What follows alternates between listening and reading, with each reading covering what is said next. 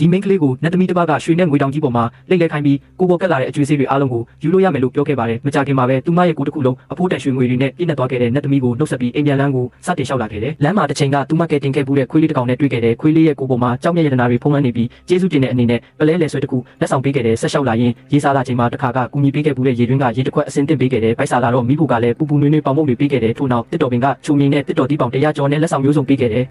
အိမ်ပြန်ရောက်ချိန်မှာမိခင်ကြီးကသူမကိုစူပူနေခဲ့ပေမဲ့ရတနာတွေနဲ့ပြည့်နေတဲ့သူမကိုမြင်လိုက်ရတော့မနာလိုစိတ်ကြီးစွာဖြစ်သွားခဲ့တယ်။ဒါကြောင့်သူမရဲ့သမီးကိုလည်းကန်ဆန်းဖို့လွှတ်လိုက်တယ်။ဒါပေမဲ့သမီးကပြင်းရည်ပြီးမကောင်းတဲ့စိတ်ထားရှိသူဖြစ်ခဲ့တယ်။တစ်တော်ပင်ကိုတွေ့တဲ့အခါကူညီဖို့တောင်းဆိုတာကိုလစ်လျူရှုယုံမကလောင်ပြောင်လောင်လုပ်ခဲ့တယ်။ရေတွင်းမိဖို့နဲ့ခွေးလေးကိုလည်းအတူတူမလေးမစားဆက်ဆံခဲ့တယ်။နောက်ဆုံးမှာတော့သူမလည်းနန်းတော်တစ်ခုကိုရောက်သွားပြီးနတ်သမီး9ပါးကအခန်း6ခန်းကိုတန်ရှင်းရေးလုပ်ဖို့တာဝန်ပေးခဲ့တယ်။ဒါပေမဲ့9ခန်းမြောက်ခန်းကိုမဝင်ဖို့တတိပေးထားခဲ့တဲ့အစပိုင်းမှာအလုပ်ကြိုးစားခဲ့ပေမဲ့တိကျင်စိတ်ကိုမထိန်နိုင်ပဲတားမြစ်ထားတဲ့အခန်းထဲကိုခိုးဝင်ခဲ့တယ်။အခန်းထဲမှာအစိပ်ပြင်းမွေတွေပြည့်နေပြီးသူမကိုကိုက်ခဲခဲ့ကြတယ်ဒီအကြောင်းကိုနတ်သမီးတွေတီးသွားတဲ့အခါချက်ချင်းနန်းတော်ကနေနှင်ထုတ်လိုက်တယ်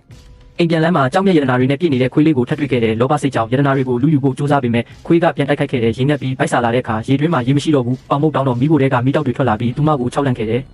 ဒဏ်ရာတွေနဲ့ဖုံးလွှမ်းပြီးအလွန်ဆိုးရွားတဲ့အခြေအနေမှာပဲအိမ်ပြန်ရောက်လာခဲ့တဲ့မိခင်ကြီးကညစ်ပတ်ပြီးဒဏ်ရာအပြည့်နဲ့သမီးကိုမြင်လိုက်ရတော့အလွန်ဒေါသထွက်ခဲ့တဲ့နောက်ဆုံးမှာတော့ထိုမင်းကလေးဟာသူမရဲ့ပစ္စည်းတွေကိုစုဆောင်းပြီးအိမ်ကနေထွက်ခွာသွားခဲ့ပါတယ်